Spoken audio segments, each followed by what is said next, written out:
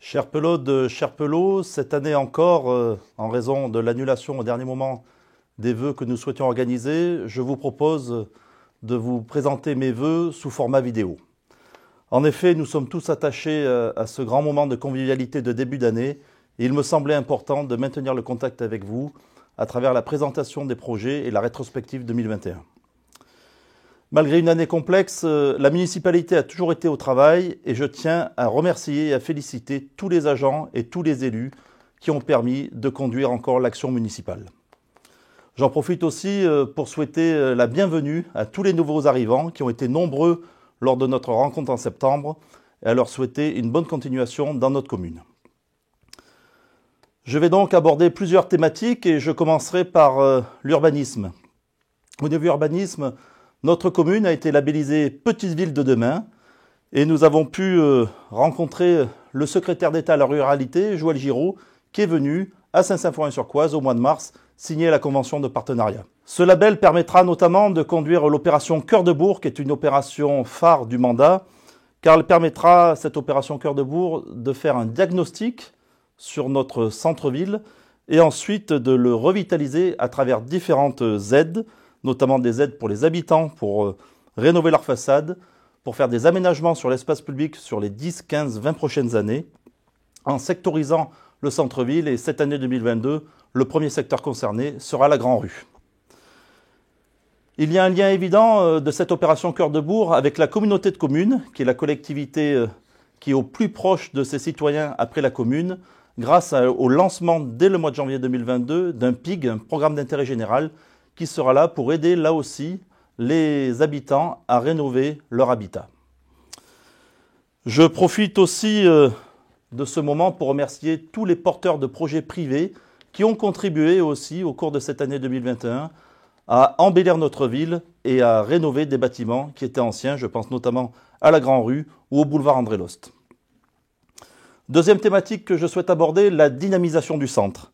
Vous le savez, cette thématique est un enjeu majeur de nos mandats, car dès 2014, sous la houlette d'Éric Michelot, mon premier adjoint, cette thématique est une priorité. La vie du centre, pour nous, est une préoccupation et nous souhaitons tout mettre en œuvre pour continuer à le dynamiser. Dès 2021, vous avez pu remarquer l'organisation du stationnement avec l'apparition de nouveaux totems un petit peu partout en ville qui permettent de mieux repérer les parkings et les places de stationnement, car en effet, il y a beaucoup de places de stationnement dans notre commune. Enfin, nous sommes aussi en train d'organiser une réflexion sur les sens de circulation, sur la piétonisation en faisant des tests temporaires, et si ces tests sont concluants, on pourra envisager alors de les pérenniser.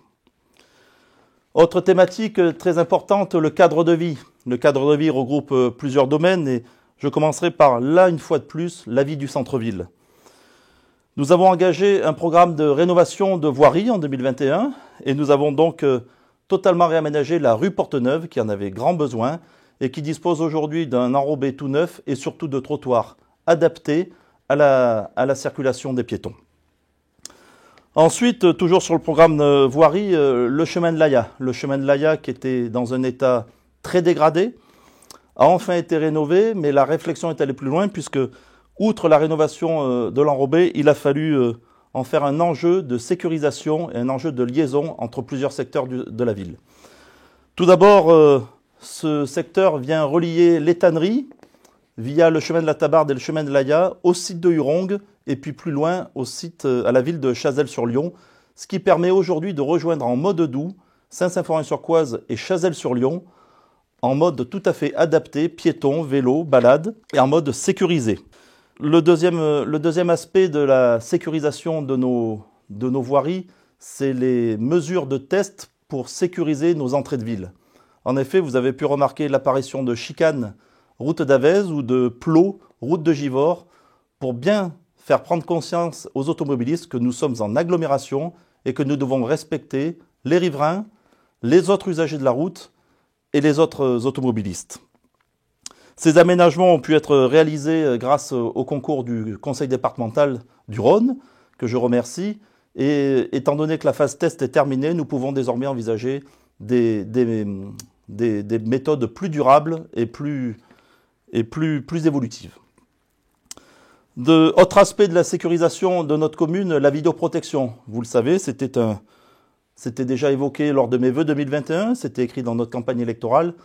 La vidéoprotection est désormais opérationnelle et elle est évidemment elle est située sur des enjeux stratégiques, notamment aux entrées de communes et surtout à la place Charles de Gaulle, car vous le savez, il y a un très gros flux de scolaires tous les matins et tous les soirs sur cette place et il était grand temps de la sécuriser face aux problèmes que les gendarmes m'avaient fait remonter.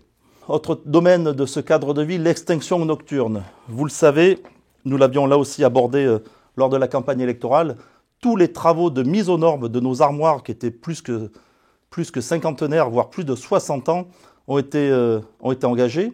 La rénovation de tous les lampadaires a été engagée aussi pour notamment passer en éclairage LED. Et comme convenu, il est temps maintenant de passer à la phase d'extinction nocturne, tout d'abord pour lutter contre la pollution lumineuse et aussi évidemment pour faire des économies de consommation d'énergie. Il a été décidé que cette extinction aurait lieu de 23h30 à 5h30 le matin et qu'on pourrait l'envisager qu'elle soit plus tardive, notamment le week-end. Enfin, autre thématique, je souhaite aborder la thématique du sport. Vous le savez, le pôle sportif est un projet lui aussi phare du mandat et vous avez pu remarquer que la tranche 1 de cette rénovation de tout le pôle sportif Thomas Grandjean était déjà terminée puisqu'il s'agissait de la mise aux normes de notre stade et du passage en synthétique. Et là aussi, l'éclairage est opérationnel, un éclairage LED ultra puissant et ultra performant depuis le mois de décembre. À titre d'exemple, aujourd'hui, sur un mercredi, 4 entraînements de 4 équipes différentes peuvent avoir lieu en une seule journée, donc contre 3 entraînements auparavant en une seule semaine, pour pouvoir laisser reposer le terrain et puis pour pouvoir le privilégier pour les matchs. Donc le passage en synthétique est une opportunité qu'il ne fallait pas rater et la preuve en est encore aujourd'hui, puisqu'il n'y a aucun problème de gel, de dégradation, de boue. Le stade est utilisé tous les jours, aussi bien par les scolaires que par les clubs. Je tiens à saluer de ce fait le partenariat entre les établissements champagnats et le club de foot lyonnais, qui eux aussi s'entraînent sur ce nouveau terrain et qui encouragent la pratique du sport. Je tiens à remercier tous les financeurs qui nous aident dans ce projet très ambitieux, évidemment le Conseil départemental du Rhône, la région Auvergne-Rhône-Alpes et l'État. Grâce à eux, cette tranche 1 a pu être subventionnée à 60% et sur l'ensemble de la réhabilitation du pôle sportif, ce sont déjà plus de 1,3 million d'euros de subventions qui ont été obtenues. Il est temps maintenant de passer à la tranche 2, qui est la construction d'un nouveau vestiaire, d'un nouveau clubhouse et de nouvelles buvettes. Et enfin, on terminera par la tranche 3, qui est la réhabilitation totale de l'espace Albert Maurice, qui lui aussi, cet espace, a bien besoin d'une rénovation pour pouvoir entrer durablement dans le XXIe siècle et pouvoir aborder les 40 prochaines années. Je tiens à saluer aussi la création de la première fête du sport qui a eu lieu au mois de septembre, qui sera reconduite en septembre 2022 avec des améliorations dues au retour d'expérience qu'on a eu de cette première édition. Et je remercie toutes les associations et les élus qui se sont impliqués dans la réussite de cette première fête. Je continue avec la thématique de la culture, du tourisme et du patrimoine et évidemment le projet de pôle culturel. Ce pôle culturel qui sera situé aux Tanneries, grâce a obtenu des labels qui nous permettront d'aller plus loin dans ce projet. Évidemment, je tiens à citer la Mission Berne et le Loto du patrimoine qui nous ont permis de mettre un gros coup de projecteur sur ce dossier et qui nous permettent aussi aujourd'hui d'avoir 300 000 euros, c'est-à-dire le maximum de dotation qu'on puisse avoir, a été obtenu sur ce projet. Et la participation peut continuer grâce à la souscription qui a été lancée. Et tous les donateurs peuvent faire un don aujourd'hui sur le site de la Fondation du patrimoine en sélectionnant les tanneries Ronzon. Ce site a été aussi labellisé Ensemble industriel remarquable par le patrimoine haut-alpin. Et c'est un gage de qualité supplémentaire pour montrer que notre dossier a de la valeur et qu'il a été monté par des agents et des élus motivés. Et cette qualité a été reconnue donc par nos partenaires. Je tiens à remercier tous les donateurs qui ont déjà souscrit pour ce projet. Nous atteignons aujourd'hui plus de 10 000 euros et je souhaite que ça continue largement encore aujourd'hui. En 2022, sur ce site, nous préparons les travaux de mise en sauvegarde du patrimoine et nous poursuivrons bien évidemment l'avancement du projet de pôle culturel. Au niveau du patrimoine, je tiens aussi à vous faire savoir que la collégiale retient toute notre attention Et nous avons lancé, ça y est, nous avons retenu la maîtrise d'œuvre pour lancer l'étude sur un diagnostic sanitaire complet, un diagnostic structure. Nous aurons les résultats en juin, ce qui nous permettra de prioriser les travaux à engager au cours des prochaines années et des prochaines décennies. Autre thématique que je souhaite aborder, l'enfance, la jeunesse et l'éducation. Nous avons évidemment en 2021 continué à poursuivre notre politique en faveur de la jeunesse et de l'éducation. Tout d'abord au travers d'un service civique qui est intervenu au niveau des écoles pour promouvoir le sport. Cette opération est reconduite en 2022. Nous avons aussi participé à l'élection du conseil municipal des enfants qui a déjà beaucoup de projets, qui s'est mis au travail et qui a encore plein d'idées en 2022 pour pouvoir mener à bien ces projets. Et évidemment, nous avons saisi l'opportunité de France Relance dans le cadre du projet lancé par l'État pour poursuivre l'équipement numérique de nos écoles. Et ainsi, aussi bien l'école publique que l'école privée disposent aujourd'hui d'un équipement numérique de dernière génération. Concernant l'école publique Hubert Reeves, la signalétique a enfin été installée pour mieux identifier l'école, que ce soit boulevard du 8 mai ou boulevard du Stade. La signalétique est désormais en place. Et nous avons aussi aménagé un espace végétal devant la MJC pour empêcher le stationnement sauvage et surtout pour embellir ce quartier. En 2022, la commission jeunesse continuera le travail engagé. Elle mettra un petit peu plus de réflexion sur le réaménagement de la maternelle, qui elle aussi est un bâtiment qui a aujourd'hui quasiment 40 ans. Et il faut réfléchir sur l'éventualité de la fusion du bâtiment du primaire et de la maternelle. Autre thématique très importante, l'environnement.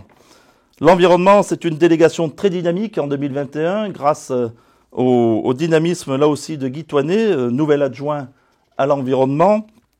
Et notamment, je souhaite mettre en valeur deux manifestations majeures qui sont la semaine de la mobilité, où chacun a pu se rendre compte qu'on pouvait se déplacer autrement dans les monts du Lyonnais, et la marche pour nettoyer la nature, pour que tout le monde prenne bien conscience que la nature, nous la partageons tous et que nous devons tous la respecter. Merci donc à tous les participants à ces événements qui seront donc évidemment consolidés eux aussi en 2022. Toujours sur la thématique de l'environnement, je tiens à faire un focus sur une des compétences de la communauté de communes. Comme je vous le disais, la communauté de communes des Monts du Lyonnais est un partenaire majeur des communes, en particulier au niveau de la gestion des déchets. Vous l'avez remarqué, l'extension des consignes de tri permet aujourd'hui de mieux valoriser nos déchets dans les sacs jaunes et par un souci de rationalisation et aussi d'évolution réglementaire, les sacs noirs, aujourd'hui, demain, à partir du 1er mars, ne seront ramassés qu'une fois par semaine, c'est-à-dire uniquement le mardi. Cela pourra être une réussite si nous changeons tous nos modes de consommation, nos modes de tri, et si nous préoccupons tous de l'environnement. En effet, le volume des sacs noirs doit diminuer, nous devons trier au maximum, et évidemment, la communauté de communes met tout ce qu'elle peut pour nous accompagner et puis pour faire en sorte que ce soit une réussite en évoluant, notamment en réfléchissant sur la mise en place de points d'apport collectifs, sur la mise en place de nouveaux bornes de tri pour qu'ensemble nous puissions réussir ce défi du traitement de nos déchets. Et qui dit réussite des traitements dit aussi maîtrise de la facture, puisqu'évidemment, moins nous ferons de déchets, mieux nous trierons, plus la flambée de la taxe sur les déchets ménagers sera maîtrisée. Et j'en profite pour tous vous sensibiliser au maximum sur les incivilités. Il est grand temps que les propriétaires de chiens soient plus responsables et ne fassent pas payer à d'autres l'insalubrité qui règne aujourd'hui dans nos rues, qui s'accentue. C'est un fléau. Il est grand temps que chacun soit responsable et prenne en compte la vie en société. C'est pourquoi je suis en train d'imaginer la mise en place d'un arrêté qui obligerait tous les propriétaires de chiens à tenir leurs chiens en laisse et tous les propriétaires de chiens à avoir sur eux un système de ramassage des déjections canines. Il est grand temps que ce fléau prenne fin et je compte sur vous, sur votre esprit de responsabilité pour m'aider dans cette tâche et qu'enfin notre commune ne puisse plus pâtir de ces comportements irresponsables.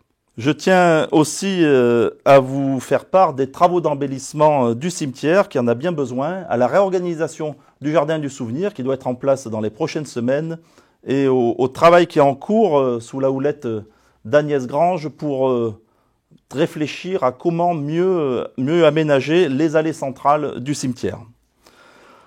Enfin, je terminerai sur une note positive avec les manifestations.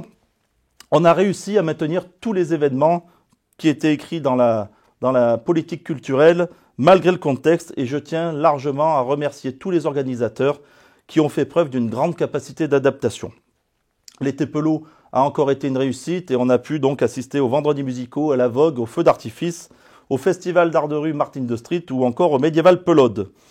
Le repas des aînés, lui aussi, a pu se maintenir dans de bonnes conditions dès le mois d'octobre et là aussi, je tiens à souligner l'engagement que nous avons tous envers nos aînés puisque c'est quand même la moindre des choses que nous leur devons. Et enfin, les classes en 0 et les classes en 1 ont réussi à s'associer pour une année atypique, puisque c'est les deux classes qui ont réussi à défiler et à faire une fête ensemble. Et je vous annonce déjà que les classes en 2 ont prévu de réaliser leur défilé et leur soirée le 7 mai. Vous le voyez, Saint-Symphorien-sur-Coise est une ville dynamique, une ville qui traverse la crise. Je suis très attaché à ce dynamisme, je suis très attaché à la façon dont les associations, dont les partenaires font vivre notre commune et je souhaite évidemment que cela continue pour 2022. Vous savez, mon attachement est très fort à Saint-Symphorien-sur-Coise et grâce aux électeurs, mon nouveau mandat de conseiller régional est l'occasion de représenter et de défendre encore mieux notre territoire. Cette année est une année électorale importante. Je vous invite à voter, à lutter contre l'abstention, car c'est le cœur même de la démocratie, d'aller exprimer nos choix. Je souhaite donc, en cette année 2022 qui démarre, vous souhaiter tous mes vœux de réussite, tous mes vœux évidemment de santé, et je fais l'espoir que nous sortirons enfin de cette crise, que ce soit l'année des retrouvailles, l'année de travail et l'année de confiance et de sérénité. Je vous souhaite donc tous mes meilleurs vœux pour 2022. Vive Saint-Symphorien-sur-Coise, vive les Monts du Lyonnais et vive la France.